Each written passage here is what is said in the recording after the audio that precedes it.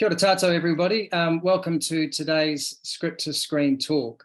We're really excited and privileged to have Gerard Johnstone with us today, who's here to talk about the making of his film M3GAN, which has been a big hit both here in New Zealand and internationally.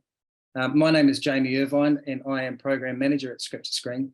First of all, I'd like to thank our sponsors who have made these talks possible, and those sponsors are New Zealand Film Commission and Foundation North. Thank you so much for that support. And you guys, originally, as you are no doubt aware, this was supposed to be an in-person talk, but due to the extreme weather conditions, we've had to pivot and make the move online. And a huge thanks to everyone involved for accommodating that change. As the talk towards the end of the talk, we'll do some questions today. So if you do have any questions, you can just put them at the bottom of your screen. Feel free to submit those questions via the Q&A box. The next thing is to introduce our interviewer today. We're really lucky to have journalist and film critic Dominic Corry to interview Gerard today. Thanks so much, Dominic, and I'll hand over to you.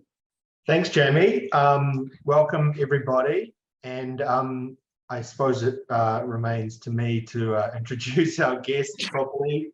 Writer, director, producer, filmmaker, Gerard Johnstone. Welcome, Gerard. Hello, Dominic, and the 12 other people watching tonight. Hey, we're up to 63. Oh my God. Yeah.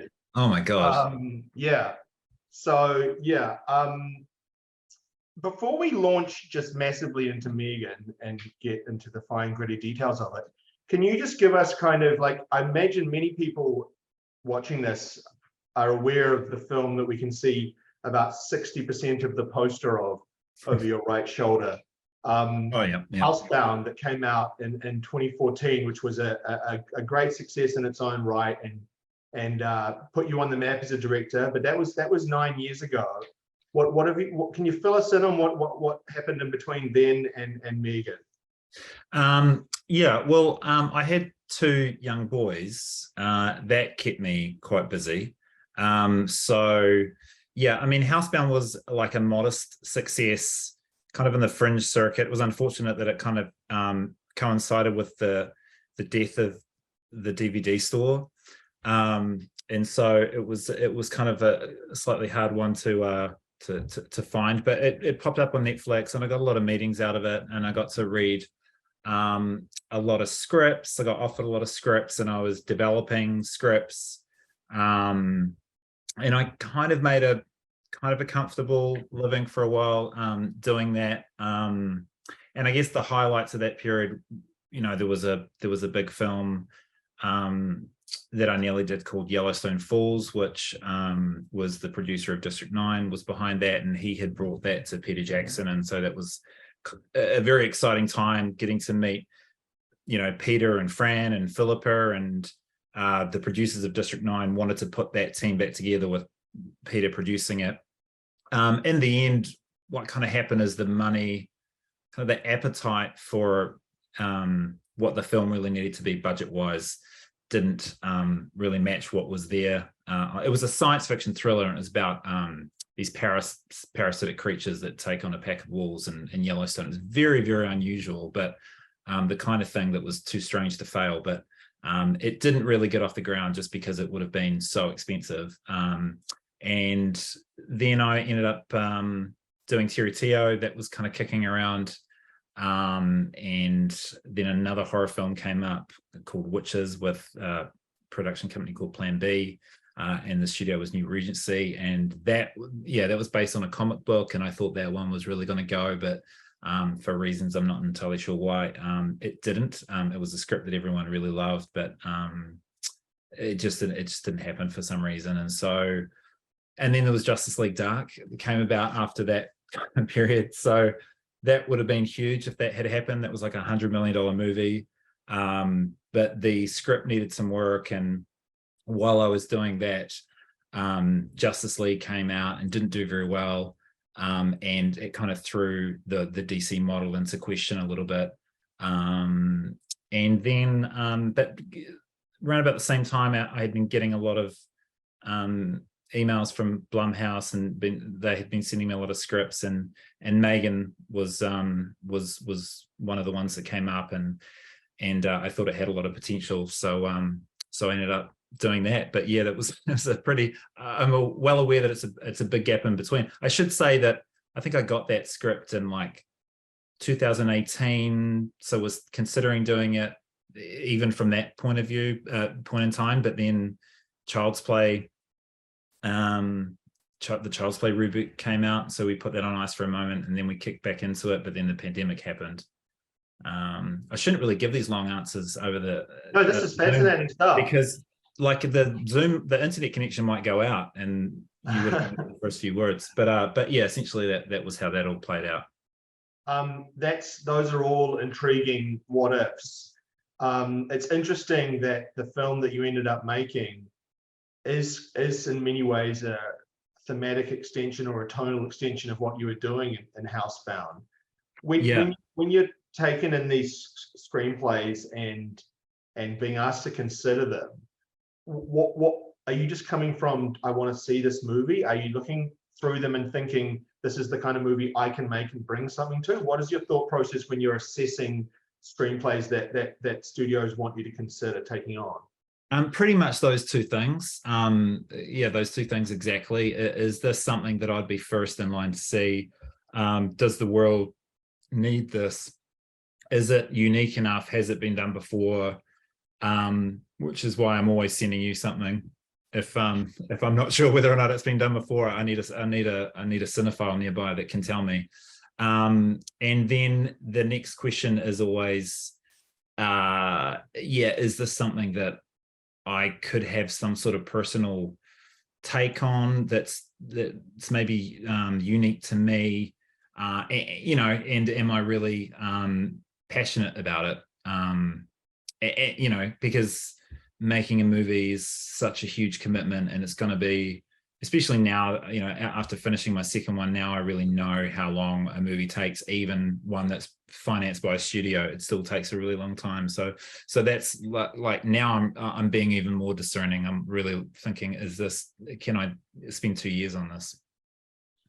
Well, on that note, I really want you to talk about how you developed the M3GAN screenplay, because as you said, you sent it to me, and the one that I read was obviously a film I wanted to see, but there's so many things in the finished film that weren't there, and many of them are the things that have really popped about this film. So when you read that for the first time, were you exploring the possibilities in your mind, or during that first read, you just have to kind of soak it in, or where does the creative process go from there once you get a screenplay, because you are a writer as well? Yeah, and you know, most of the things that I've been working on up until that point, I'll get attached to it as a writer director. They'll know that I can write as well as direct it, and it's usually the case 9 times out of 10 that a script does need like a lot more work. It's almost always the case that there's a kernel of an idea, or there's potential in it, but it needs to be developed. And sometimes it's just in order to adapt the material to me, that's why I need to do it. Like there might be a version of M3GAN that exists that was exactly as it was written, that was concocted by James and Akela, and it would work. And you know, maybe that's, who knows, maybe it would be something that's a little bit more maybe like Malignant or something in tone, where it's still kind of it's still a relatively crazy fun idea, but it's not necessarily my sensibilities, so or not my sensibilities, but it doesn't play to my strengths. And so when I'm developing a script, it's largely about that. I'm trying to just make sure that it plays to my strengths, and in doing that, you know, the film ends up becoming what it becomes. So did you feel that when you were reading M3GAN, you could identify things that you could really lean into and bring something to? Yeah, I thought it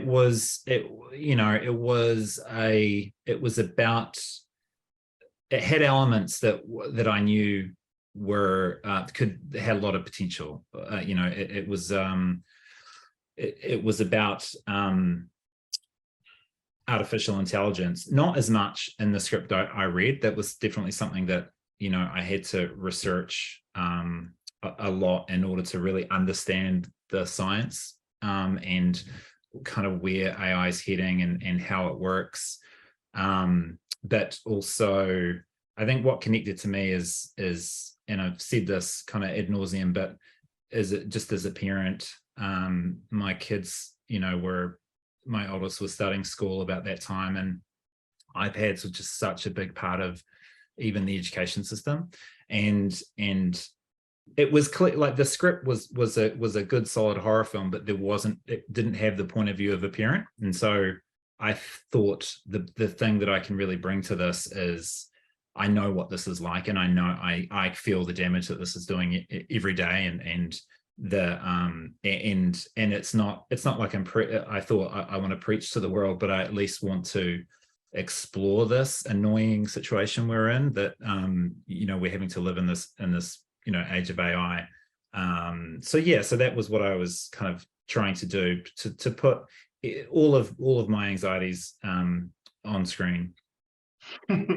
Yeah. Well, it's something that, you know, critics and audiences have responded to in the film is it's not preachy or hitting you over the head, but just when a genre film has that undercurrent of meaning and something that feels kind of relatively relevant, you know, it just really carries it along and sort of justifies a lot of other stuff, even though the film is also a success of just kind of being ridiculous and stuff. Yeah, and there was definitely that. Like, I thought, if we're gonna do, you know, it's funny when I talk about it on such a cerebral level, and clearly the film is, you know, it's not Inception, or, you know, it's like it's nutty and it's bonkers and it's really funny, and that's, you know, and that was what I wanted to do.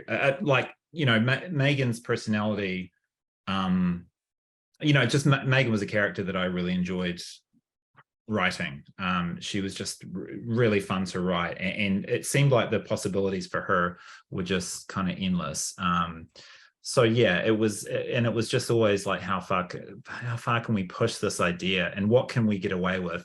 And sometimes when I'm looking at a script and I'm thinking, does the world need this? It's the same thing when I'm developing it. I'm thinking, what has the world not seen yet? And the world has seen Chucky, so we don't need to do that again. And there was a danger that I think that the film could have felt like, you know, just a kind of female Chucky, and maybe that would have worked. That, you know, I'm sure that film probably would still work really well if Megan looked the way she did.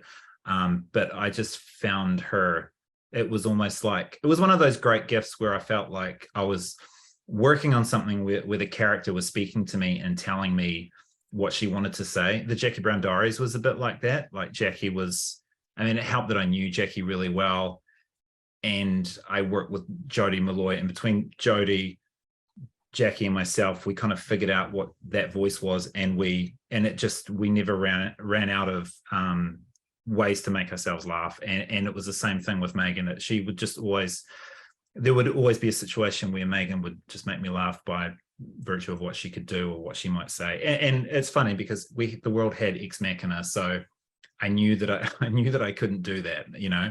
So she was going to be the sassy, everyone's saying yassified. I guess she was yassified, the yassified version. Yeah. You mentioned there'd been a few delays. Do you want to get into any detail about any of those? Like, was at one point you were going to be shooting in Canada, right? Yeah, it was originally slated to shoot in Montreal, and that's one of the things about movie making, is that it's just so unpredictable. I mean, for the longest time, I was never even sure if the film was going to go. I had designed the doll, and I had been working on the script for at least a year,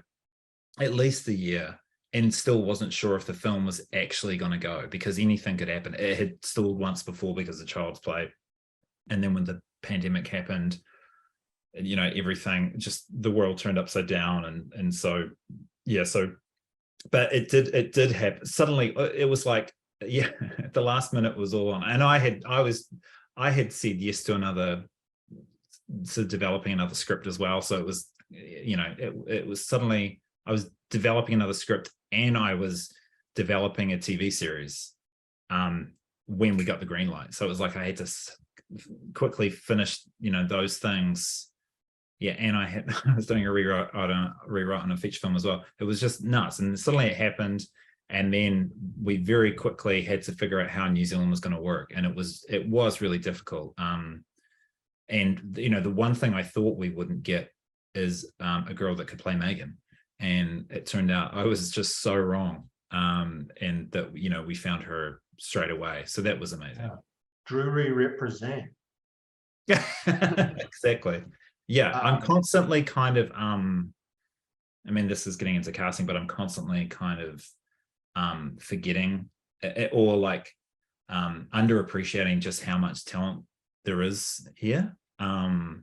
Yeah, I don't know why. I guess when I started out, I was working at a certain budget level, so it's quite hard to attract good talent. So maybe that informed it. Like I found but yeah. Well, our national identity is that of an inferiority complex. So that's right. That's exactly. We never think anything's going to be good enough. Yeah. Yeah. So that's one of the other great successes of this film is that I don't think most Americans can tell it was shot in New Zealand. It was pretty seamless. Was that, you said you were sort of concerned about that, not just on a talent level, but on an aesthetic level? Did you think it was, did you worry about it seeming like it was New Zealand for America? It's not the first film to do that, but usually you can sort of tell. Yeah, I know, and it's very difficult to answer this question without feeling like you're going to offend someone, especially the people that have tried before. But it is a factor. It's like I don't want there to be anything hanging around that's kind of New Zealandy about this that people can just smell from a mile away. And so it's just like the streetscaping and the architecture, the infrastructure is just so different. Obviously, it doesn't help that the steering wheels are on the wrong side of the car. So there's all of that stuff as well, and it's getting the accent right, making sure that everyone can kind of do the accent. But yeah, it essentially was that. Like I often when I direct, unfortunately, I just have to imagine just the trolliest person on the internet, just finding a problem with the smallest thing, and just try to, even though that person shouldn't, get their time in the sun, I'm trying to please that person. One of the most fascinating things about the life of this film is how when the trailer hit, everybody freaked out. And it kind of went viral in a way that nobody can sort of plan for or anticipate, but everyone hopes for. Did those elements, did you have to think about those elements that you knew would pop like even before you were shooting or when you were developing the screenplay? How early does thinking about that sort of stuff come in? No, it's really funny because I read that a lot, that, this was engineered. The dance sequence was clearly engineered for TikTok, and it's like I'm 44 years old. Like I don't pretend to even know, anything about it. I know that TikTok exists, but not much other than that. And I just think pandering to that kind of stuff it just feels like you're setting yourself up to fail. Just feels like it's just a bad idea. But no, when you're making the one thing I think I always think about is after I've written a script, I used to make trailers. Like I used to make TV trailers. I mean, that's how we met. I was making TV trailers and you were in the publicity department. Not to give too much away. But yeah, so you learn through that. You think about the person that's going to make the trailer for this, and if you want to, if you want people to see a movie, you do need a really good trailer. So I do find myself like, it's almost like my last pass on the script is a trailer pass. It's like, if I was making a trailer for this, how would I set it up? Am I clear enough with the narrative? Do I have enough characters kind of setting up what the story is and what the stakes are? And do I have, some really good set pieces? And that sometimes that does make you re-examine some things, but definitely not the dancing. It was more, I think it, M3GAN running on all fours was, I feel like that might have been one that I thought this was a good trailer moment. Yeah. There's this cliche now that cynical people like say, well, you know who's really running the studios these days? The marketing department, and they tell the filmmakers what to do. Did you is there any remote truth to sort of that? Did you have conversations with marketing while you were making the film about what they needed from you and stuff? No, most places are pretty good at, like, they'll set barriers between you and the marketing department. I had plenty to do with the marketing department after the film was finished, but while you're making the film, there's always a couple of layers of protection. It usually goes through a marketing person at Blumhouse, and then it's fed to a producer on set who just very gingerly will approach you from behind your desk and say, hey, we got a request, just if you think, or maybe they'll slip you a bit of paper, and I know what you're going to say, and it is terrible and it is unbelievable, but if you could we could just get the actors to say this, this, and this. But it's never, I could be wrong, but I don't remember anything where they wanted to put it into the movie. It was just they wanted actors to say some lines so they could more easily make a radio trailer. But it's still time on set that's kind of taking you away from getting that last scene that you really need to get before you run out of time. So, but for the most part, it was never that much of an inconvenience. And it's funny, I'll hear trailers, radio trailers for the film, and I think that character never said that, but I get it. It's like, it just very easily tells people what the movie's about, because otherwise it could just be too obtuse. Just getting back to production, I do want to get more into the viral stuff, but if we just move chronologically through this process, when you pivoted to shooting in New Zealand, did you feel sort of further away from the Eye of Sauron or something, or so to speak, or was there did Universal kind of like have a presence down here while you were shooting that you felt like you were under quite close supervision? To what degree can you talk about sort of the politics of shooting an American film in New Zealand?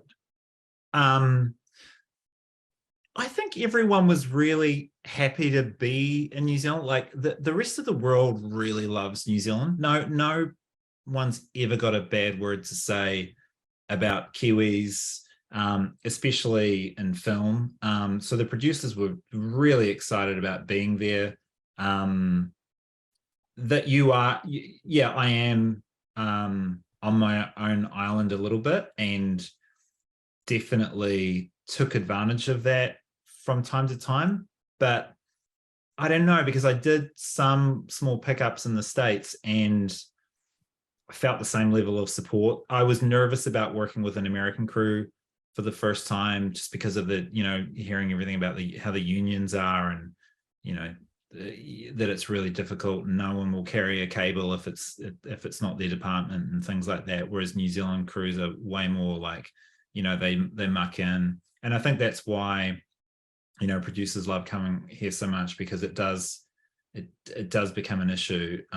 But for the most part over there, I had a pretty good experience, and I felt like the support was always there. Like they just wanted me to make the best film I could and give me whatever I needed to a certain extent. Obviously, I couldn't get any more time or money, but they were very supportive. No one ever told me I couldn't do something. Yeah.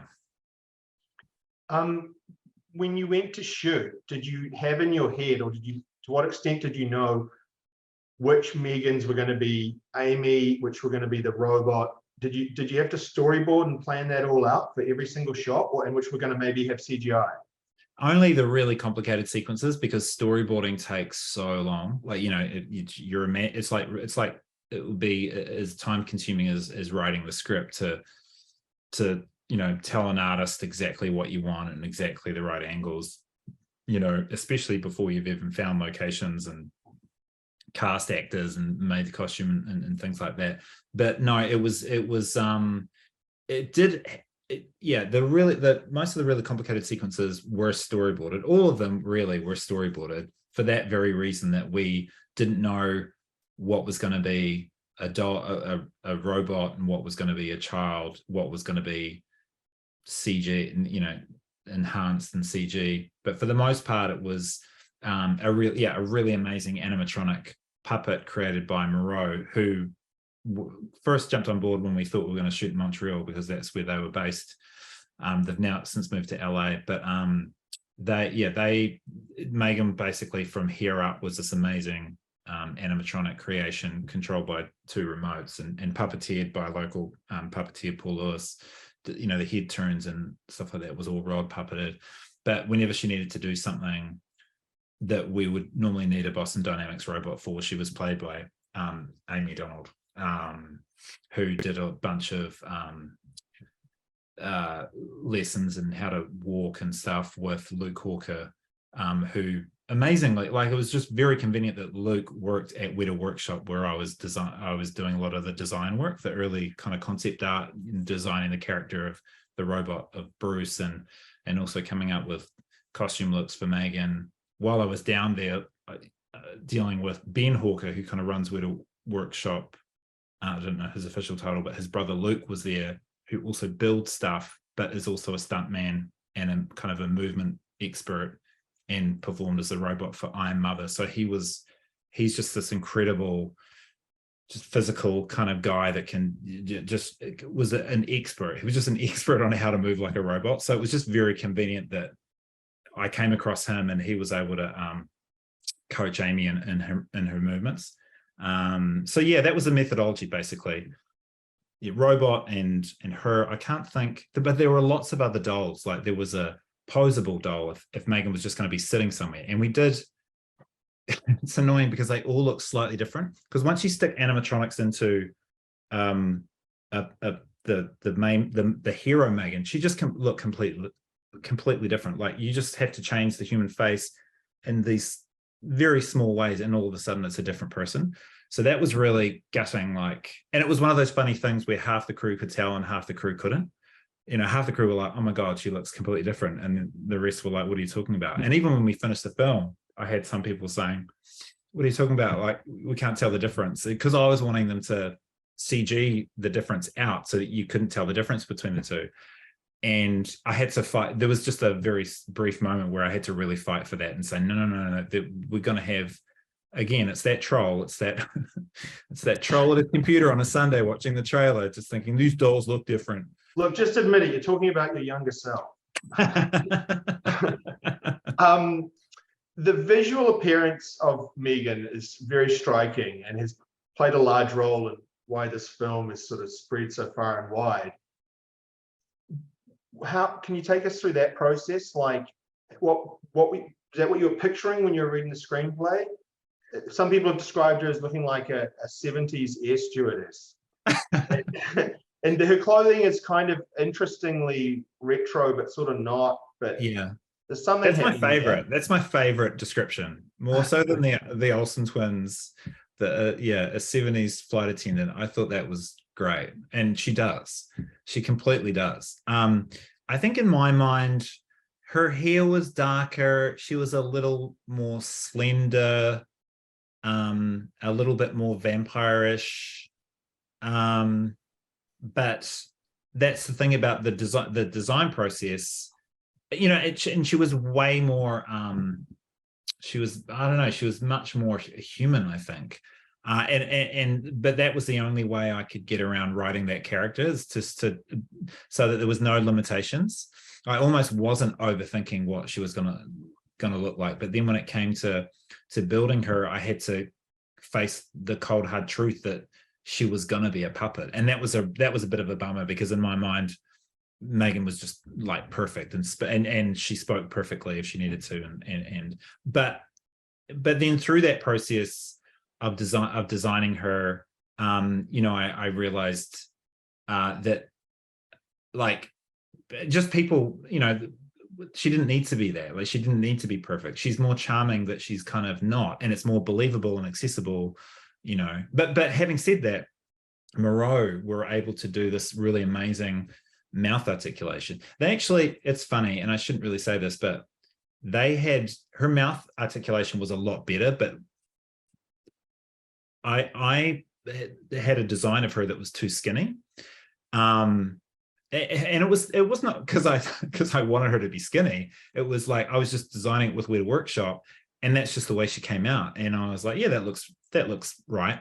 But then when I realized she was going to have to be doubled by a girl, like young children are not skinny. They're always they've got the little bit of baby. Like Amy's not fat, but you know, kids just are a certain way.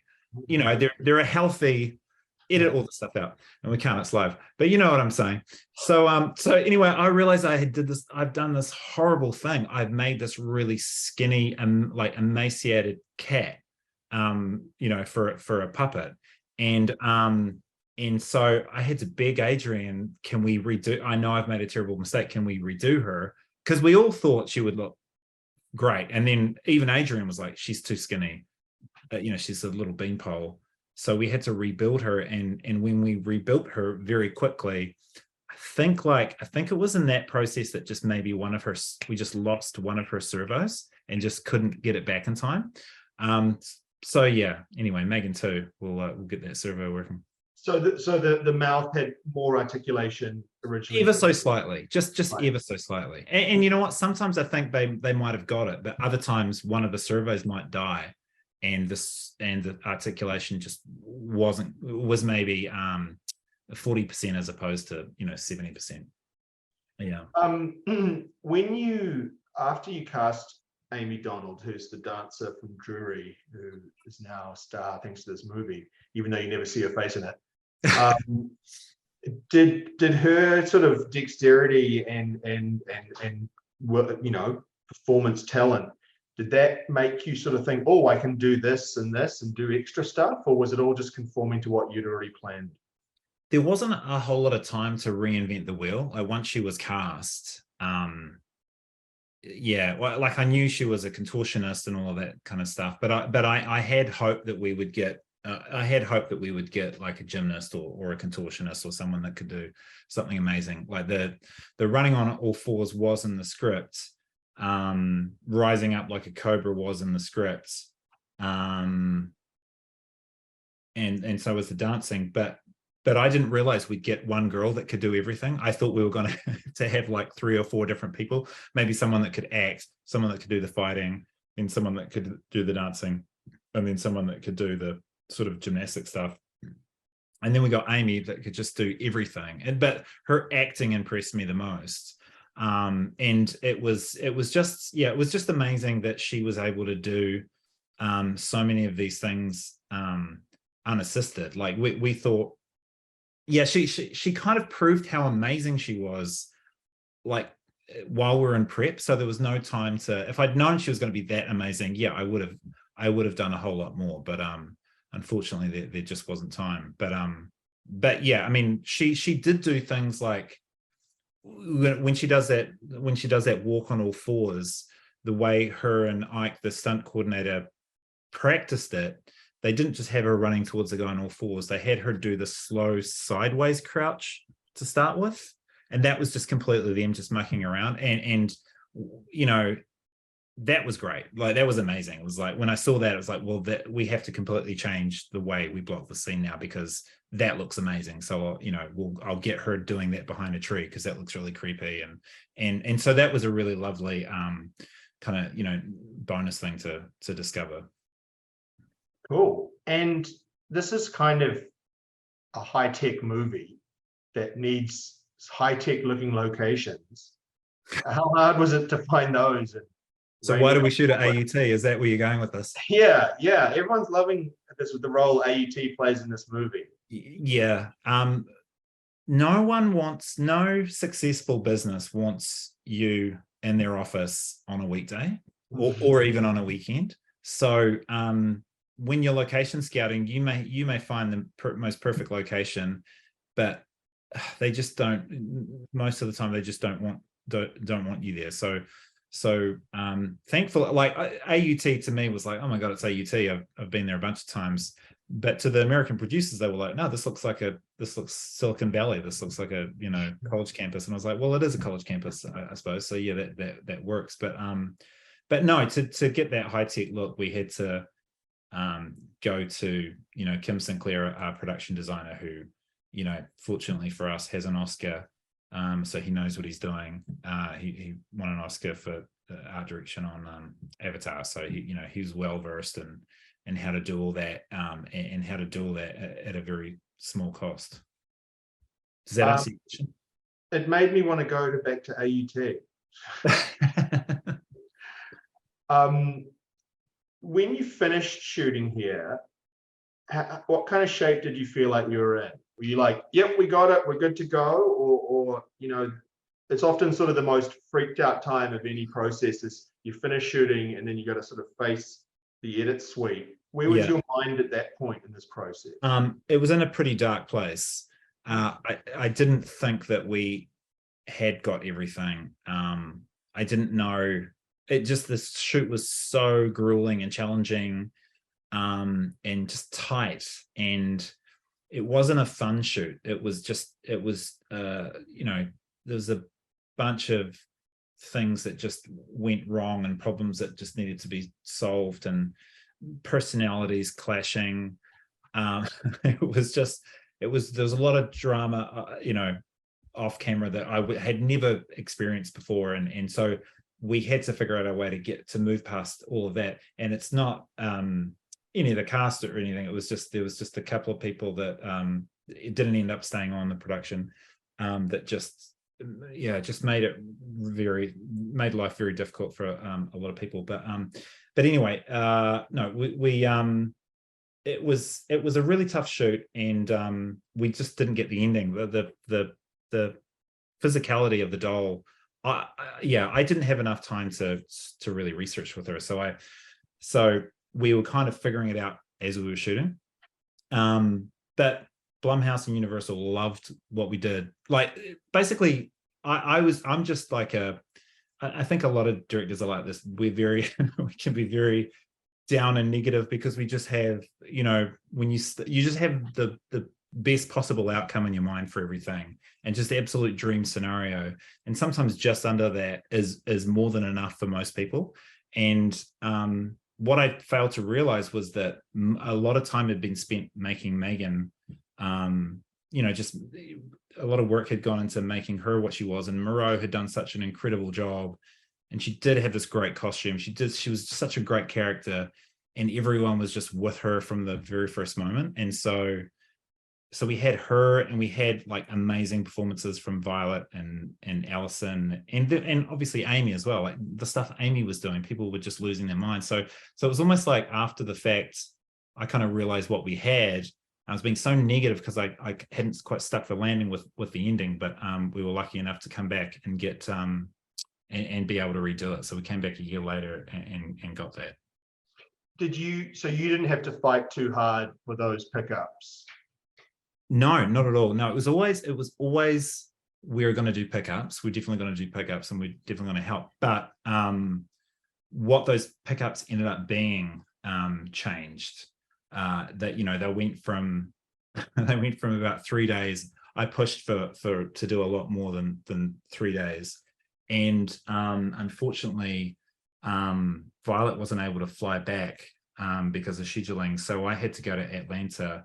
But in doing that, we had to not completely, but we had to make a pretty significant plot change, and that actually was the best thing for the movie and the best thing for her character. And so, you know, in the end, like it really kind of, and I feel like a jackass saying this, but it did just come up roses. Like it was just I couldn't have, you know, wished for like a better outcome. And we had such a lovely experience on those reshoots. So it was just like Guy, my first AD, and Simon Raby, my DP, we just planned out everything. And I had learned so many lessons on that first shoot that I was able to put into action on this, and it's a very rare thing for that to happen, and I'm well aware of that, and I won't have that luxury again probably in my career when where I'm able to reshoot so much. But no, that was a really good experience. Just because you mentioned it, then a super impressive element of this film that is sort of the fifth or sixth thing that occurs to you about this film, because there's so many interesting things happening in it, is that performance that Violet gives, a child performance that has like emotional intensity in it. Mm-hmm. What was it like directing such a young kid and getting her to go to those kind of, she plays a very dark, a lot of really dark stuff. It was very easy. Like, in all honesty, Violet was just such a pro. She was in her audition, she was so just vulnerable, and she burst out crying to the point where I thought she was going to be she was going to need a lot of hugs on set, and I was going to, I felt terrible about making this lovely little girl cry in her audition. But then when I met her, she was amazing, and it became very apparent very quickly that she's just a very good actress. And yeah, she was great. She's just such a pro. She would ask for time if she needed it to get into an emotional headspace, but she was always off book. She never fluffed a line. She never had a problem with anything. She took direction really well. I never struggled with her. Like, she always came out of the gate, and everything she did was kind of was perfect in its own little Violet way. Yeah. Awesome. Okay, so when the trailer comes out, the internet spazzes out over it in a way that every studio hopes every movie's gonna have, gonna do. Mm-hmm. And were you surprised about that? What was that process like when you started to realize sort of how the kids were picking up on it and it was becoming a TikTok thing, and that it was going to have this presence beyond just the movie? How'd you feel about that? Well, I'm as I said, I'm always thinking about that troll, that where's that troll? Where's that troll going to come out and tell me how it really is? So to see that outpouring of love, and people taking the trailer and recutting all of those scenes, making their own trailer out of it, and just making like tribute videos, it was just unreal. And but the really cool thing about it was I knew the film was funny, and I felt this immense pressure to live up to the Blumhouse name, the James Wan name. James Wan's a master at making these movies. His films are freaking terrifying, and I had studied those films so much when I made Housebound to try to get the horror elements working. But this film just wasn't as scary as those films, and could never be by virtue of who M3GAN was, because she's front and center and she's got such a sense of humor. I just felt like people are really with her, and my focus, my first love is comedy, and so it was really important to me that people knew that this film was funny. So it was almost like with that trailer, even though the trailer is really straight, it's just got this kooky dancing in it that everyone responded to, and then everyone was digesting it and talking about it, and they were saying, wait, is this film supposed to be funny? And that was really cool, because I knew the answer because I was editing it. It's like, yes, just wait till you see it. It will be funny. And it was great because it almost gave everyone the permission to laugh, including Universal, who up until that point, maybe they knew all along, but they leaned into the comedy hard after that first trailer. And that was cool because, it's not that I'll never make a straight horror film, but I tend to want to go for the gag. So it was nice to feel like I almost had one foot out of that horror lane, into the comedy lane again. Yeah. Well, perhaps related, this was originally test screened as an R-rated film, which is R17, I guess is the equivalent here. And then the decision was made to make it PG-13. Like, it's the instinct, my initial instinct was like, oh, well, they're going to cut off its, but it seemed to help the film become a more universal experience, so to speak. And obviously younger teenagers were getting excited about it. So how did you feel about that conversion? That required a few pickups too, right? Yeah, it did. I was initially upset because I'd already suggested that it could be PG-13 and I was talked out of it. And so then when suddenly I realized we were doing a PG-13 version, it was like at the 11th hour. There was only a few weeks to go in post. And you know, but then I quickly realized, oh, well, we're not going to be able to do this without reshoots. and when any director just, you know, like gets offered reshoots, it's like like for me, I was getting like a third chance, not just a second chance, but like a third chance to revisit things. And so the cool thing was scenes that I had shot that were okay, but there wasn't much, because of the schedule, there just wasn't a whole lot of art in them. I was able to pick up, like I reshot the scene where this guy gets splattered with blood, and I had to reshoot it with Stefan gonna get splattered with blood, had to reshoot it.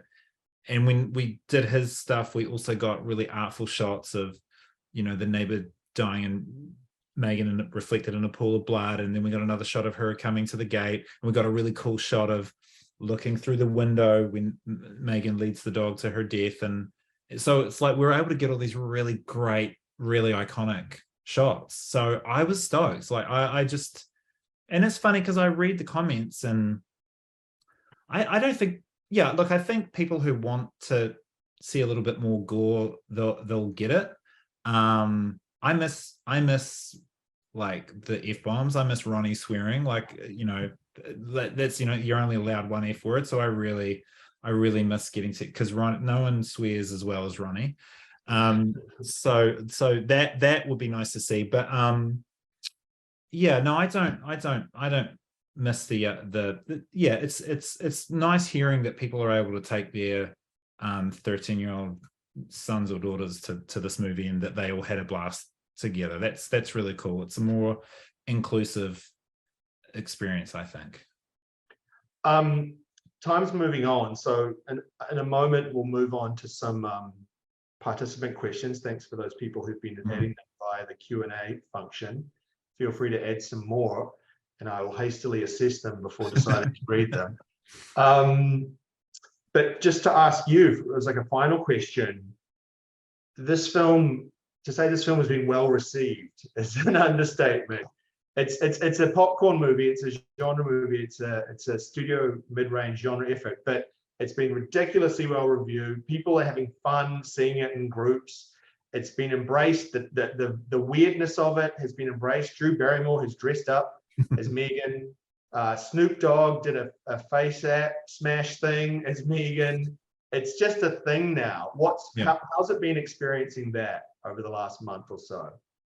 It's been amazing, and like it's been like one guilty pleasure after the next. I'm actually supposed, like, it's hard because I'm always working and I'm always supposed to be, you know, finishing the next draft, and I'm trying to finish a draft on something at the moment. But it's at the same time, it's like I worked on this film for so many years, and for the longest time wasn't sure if it was going to be any good. So like I'm taking those moments to just kind of geek out and pinch myself that Snoop Dogg has felt the need to put his face on M3GAN's face. It's amazing. Yeah. And you know, the SNL sketch with Aubrey Plaza was just, it was just kind of like, it was almost like, yeah, I've had a lot of moments that I thought I would maybe get over the course of my career all happen in one movie, which is very, very strange. And the New Zealander in me just wants to go, well, that'll probably never happen again. It's all downhill from here. Yeah, exactly. But my hope is that it's not, and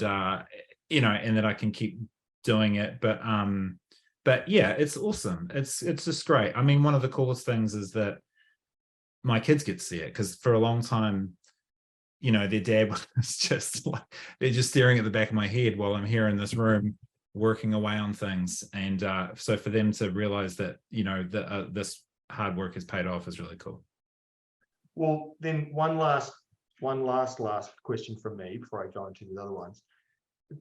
Can you tell us what's next for you, career-wise, or is that not something you're ready to talk about? What's next for me? I'm in talks to do the sequel, and if that all goes well, that's the next thing I'll do. And then outside of that, yeah, a few different things. I've mentioned to various people that I've got a New Zealand film that I'm really keen to do, about a great story from my hometown of Invercargill about a woman, Sonia Manina, who became a powerlifting champion at 52. It's a really great, funny story that I heard about years ago and thought would make a great movie. So I've been trying to find the time to kind of do that script. That's really the script I should be working on at the moment. But yeah, but also talking to a lot of people about other things as well. I think it would be great to make some different stuff. To spend some time out of the horror lane. Like, I love horror, especially horror comedy. It's a really great combo. But I'm a person that loves lots of different types of movies, so it'd be great to try my hand at a few different things. I think it's time for Invercargill to pop off on TikTok. Okay, I've got some questions here. This is quite a specific one from Chantel. Can you share the story of how and why the house location in Meander Gardens was chosen? Wow, is that the main house? Is that where it's? Yeah, it's weird that she knows the exact street name. Well, I left out the number, so I don't want anyone to go there. Yeah. Because one of the hardest things about the shooting a film here is getting the architecture right. Like films, houses don't, I don't know the name for it, but there's got that kind of colonial, slightly Victorian kind of look, and American houses are not that. So that area had a lot of mid-century houses that it was a little cul-de-sac, and it just felt very American. So that's why. Cool. Yeah, no, it looked like it. I just imagine there's probably not that many houses in Auckland that could pull that off, perhaps. Yeah, I wasn't convinced to start with, but we made the poles that held up the carport 3 inches bigger, and then I was sold. Someone's asking if there's planning to be an R-rated version of released, or is that going to be like an unrated version? They never sort of release a specific. They always say it's unrated. I don't know why they do that, but yes, there will be a version that's released at some stage. Yeah. Oh, that's good.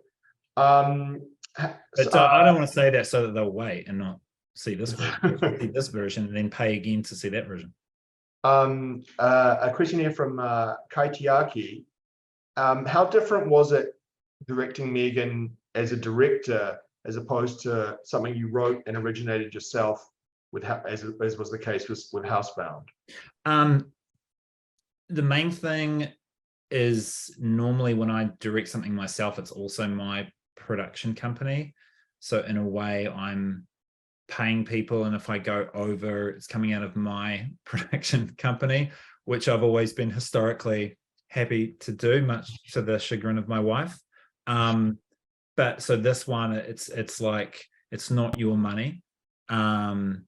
And so you have to work with a lot of people. You don't have the approval at that highest level for those kinds of things. But in terms of creative freedom, you do get almost the same creative freedom. There's heaps of pushback on some things, heaps of notes. It was only really one. James would weigh in on some stuff, but really there's only one other guy at Blumhouse that is kind of like the development guy that really, he's the producer, but he really pushes you on things, and he's very particular. But it's great because people like that, if you've got a strong idea that it reinforces your own conviction, and you realize if you're not really convicted about an idea, then someone like that will normally break you down, and you'll realize, that idea is not really worth fighting for. So I found it to be pretty good, in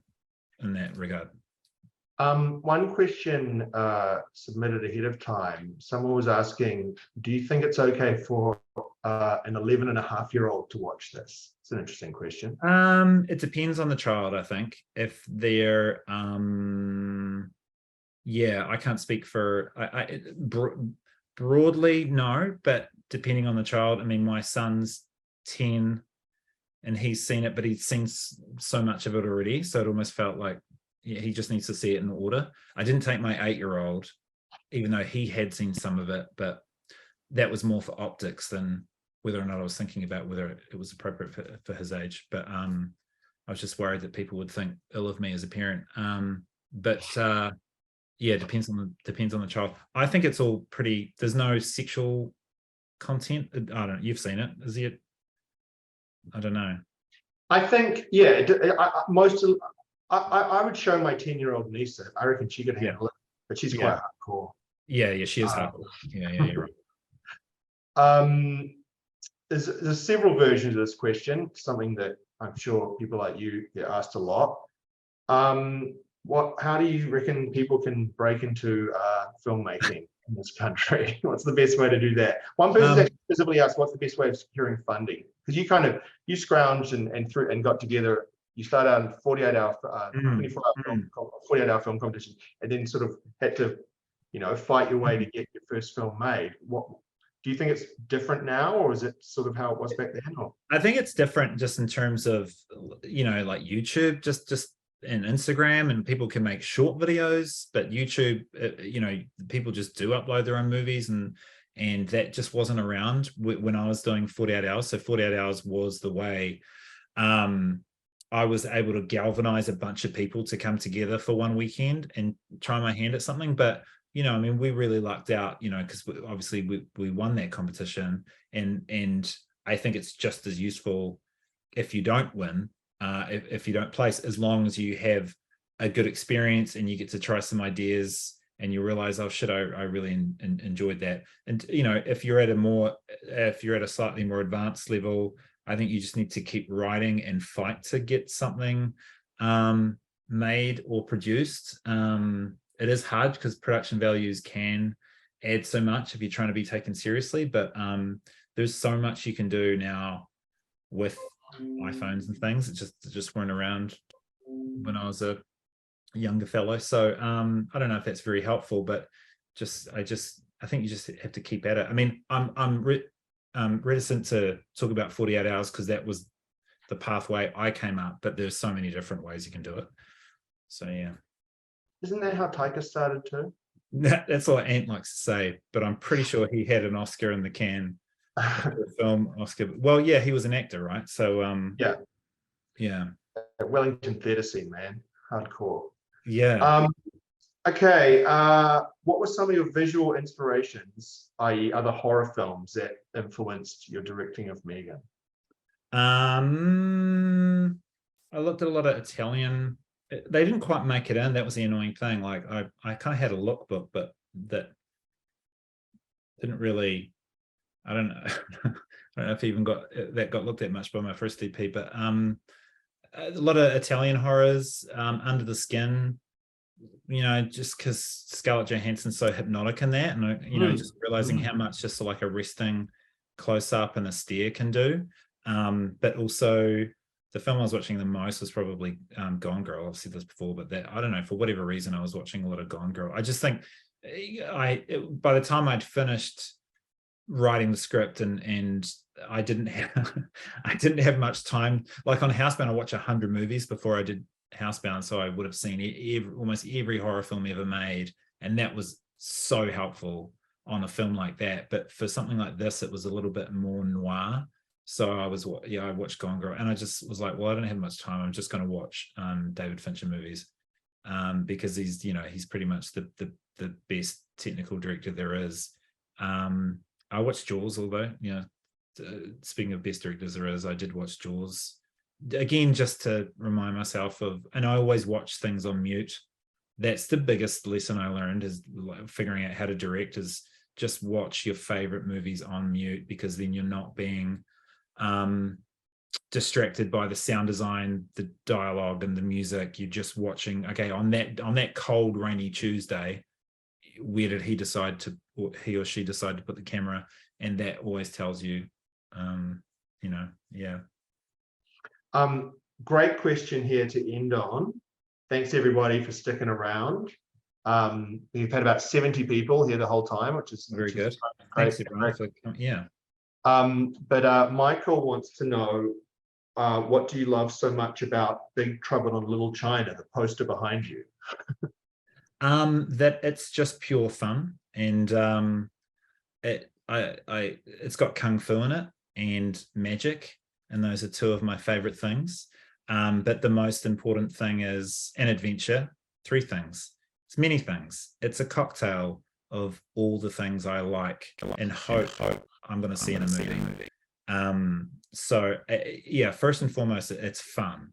And, I think if there's one thing that people have been saying about M3GAN is that it, for all its flaws, it's a lot of fun. And I think it's important to go to the movies and have fun. No one's saying for all its flaws. They're just saying it's a lot of fun. Good point out of you.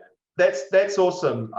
Huge congratulations on the success of the film. Everyone in New Zealand is in the industry especially is stoked to see a film that channels your talent so well. Obviously, you can do a lot more, but there's something very Gerard Johnstone-y about M3GAN if you know your work. So we're all super stoked for you, and thanks for doing this talk today. And thanks to Script to Screen for putting it on. And I'm sorry we can't have a slice of pizza now. Yeah, I brought my beer, and sorry if that offends anyone, but it felt so stale just to be doing this in my sweatpants with these harsh lights on. So I brought a beverage. I'm not a heavy drinker.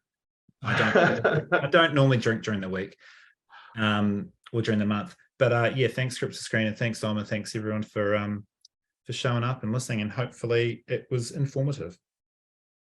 That's a wrap, everybody. Thanks for attending. We'll see you all soon. Cheers, Gerard. See you later. Thanks. Cheers.